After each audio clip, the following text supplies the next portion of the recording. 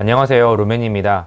2021년 계리직 공무원 필기 합격자 발표가 드디어 났습니다. 예상대로 필기 합격을 하신 분들도 있긴 하겠지만 필기 합격을 예상을 했음에도 아쉽게 또 탈락을 하신 분들도 있을 겁니다.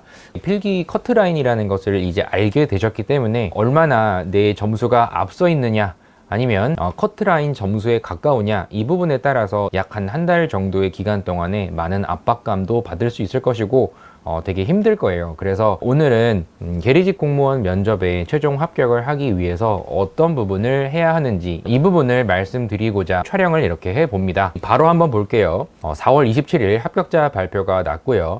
특별하게 변동된 사항은 없습니다. 이제 5월 29일 토요일 면접일, 이때를 대비해서 이 면접 준비를 하셔야 될 텐데, 모두 다 6월 4일 최종 합격자 발표 날에 웃을 수 있는 그런 준비 기간이 됐으면 좋겠습니다. 19년 12월에 그때도 연령대가 한 30대에서 40대, 50대 어머님들도 있었기 때문에 상당히 힘들어 하시는 분들이 많습니다. 처음에 필기 합격자 발표가 났을 때는 그래도 한 달 정도의 여유가 있을 거라고 생각을 하고 내 나름대로 준비는 하기는 했으나, 생각보다 처음에 방향을 잡지 못해서 이렇게 하는 게 맞을까?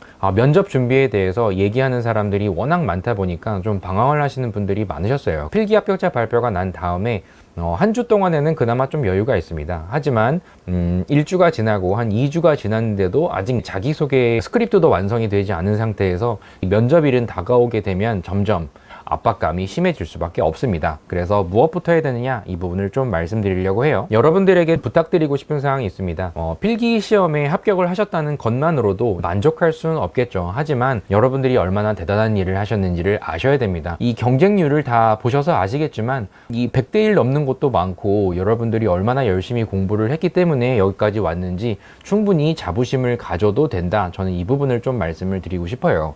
그래서 지금 필기 커트라인권에 가깝든 필컷보다는 훨씬 더 앞서 있다 하시는 분들도 안심할 필요도 없고 불안할 필요도 없습니다. 지금 주어진 기간 동안에 어떻게 준비를 하느냐가 중요할 텐데, 일단 꼭 말씀드리고 싶은 사항은 면접에 합격을 해야만 한다는 이런 압박감보다는 최대한 이 기간을 즐겨보겠다, 이런 생각으로 접근하시는 게 훨씬 더 좋습니다. 필기 커트라인 점수에 가깝다 하시더라도 최대한 후회 없이 이 남은 기간 동안에 열심히 해보겠다, 이런 생각으로 접근하시고 즐기시는 것을 권해드립니다. 우체국에 대해서 생각지도 않은 많은 것들을 또 알게 되면서 재미도 있으실 거고, 발전하는 나의 모습을 보면서도 뿌듯할 겁니다.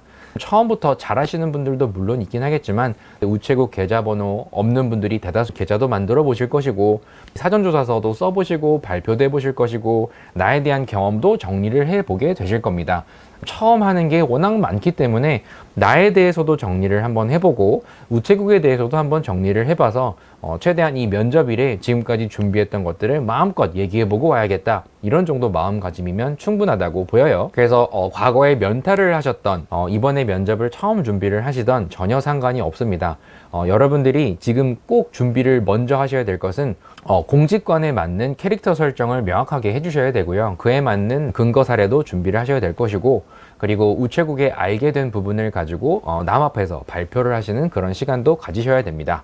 여러분들에게 응원을 좀 드리고자 하면 최근 보훈 전형으로 해서 계리직 경력직 분들이 많이 오셨습니다. 약 한 8명, 9명 정도를 제가 맡았는데 비금융권에서 근무를 하셨던 분들이었는데도 다 합격을 하셨습니다. 나이대 상관없고요.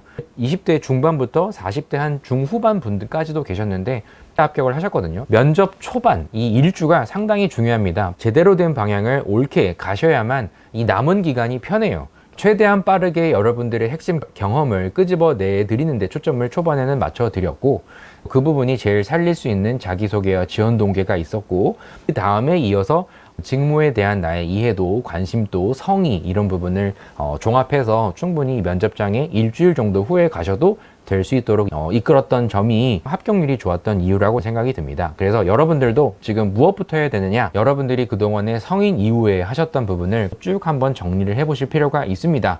어떤 업무를 맡았고 어떠한 성과를 만들어 내봤고, 이런 부분을 좀 정리를 해보셔야 되는데, 어차피 직장 생활을 하게 되면 나 혼자 근무를 하시는 경우는 없을 거예요. 모두가 같이 힘을 합쳐서 시너지를 발휘해서 결국에는 팀 성과, 개인 혼자서는 이만큼밖에 할 수가 없었다고 보면 같이 모여서 그룹으로 팀 활동을 했더니 더 큰 거를 만들어낼 수 있었다. 이런 협업 사례가 꼭 필요합니다. 공직관을 공부를 하거나 아니면 헌법을 암기를 해야 되거나 이런 압박감을 받는 분들이 되게 많아요. 굳이 이런 두꺼운 면접 교재를 보시지 않아도 됩니다. 오히려 여러분들에게 필요한 거는 하얀 도화지입니다.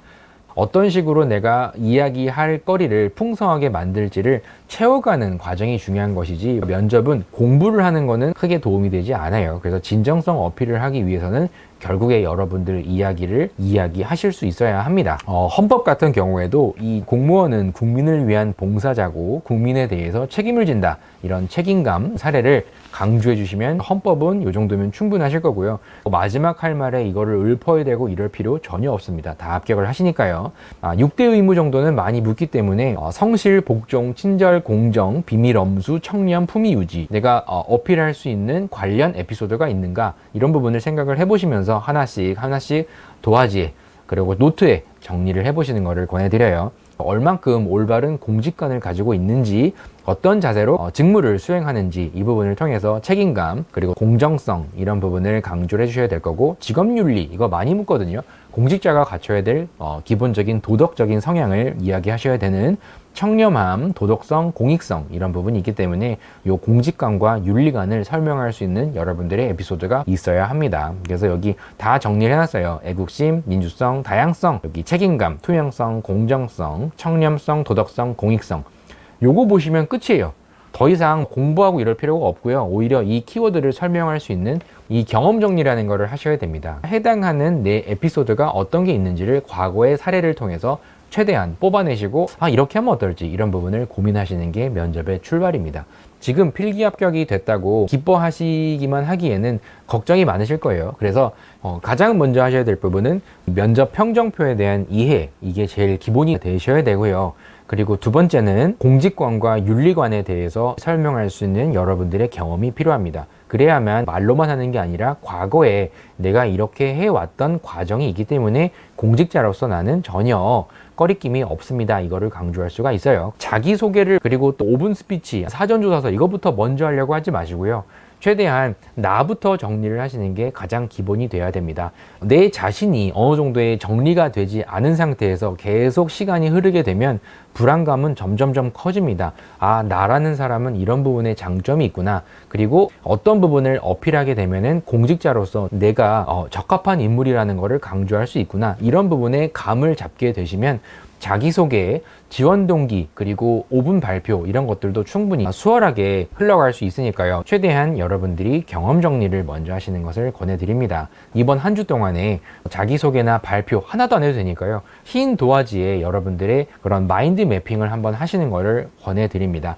도움이 많이 되실 테니까요. 말하는 방법, 이런 거는 차차 말씀을 드리면 될 것이고요. 어떤 소재를 가지고 내가 이야기를 할지, 이거를 꼭 정리를 해달라는 말씀을 드리면서 저는 오늘 가볍게 인트로 촬영을 마쳐봅니다.